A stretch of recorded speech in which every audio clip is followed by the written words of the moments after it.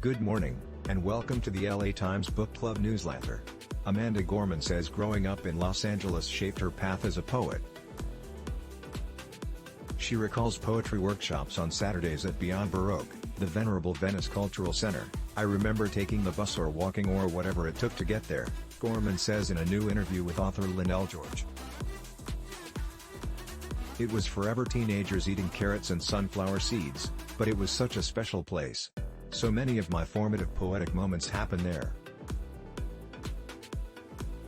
The nation's youngest inaugural poet also says nonprofit WriteGirl helped her to visualize what it meant to be a writer.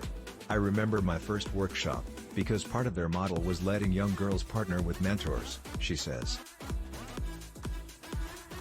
"The first event I went to was at the former Times headquarters. I was so blown away. They had journalists there, and honestly, it was like Writers Disneyland." "And the Festival of Books? I went for the first time when I was 8, and it was like one of the best days." Next weekend the 24-year-old poet returns to her hometown Festival of Books, as a headliner. Gorman will take the Times main stage to discuss Call Us What We Carry, our April book club selection. Written during the depths of the pandemic, Gorman's latest collection is a lament to lost time and the fragility of language. "I saw how important it was to tell the truth about what was going on and to believe that telling our stories is a significant part of how we move forward," she says.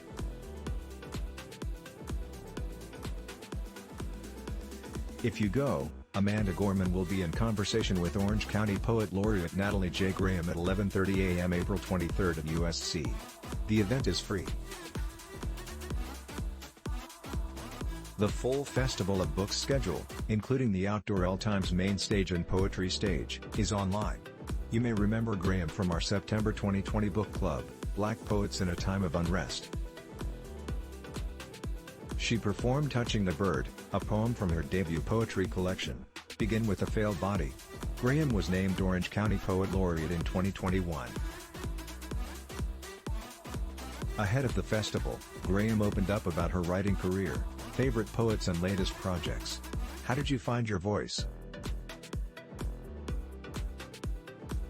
I tell this story often, but after I'd been rejected from a poetry workshop for having poems that were far too unsophisticated, a visiting professor in my lit class told me I had written a real poem.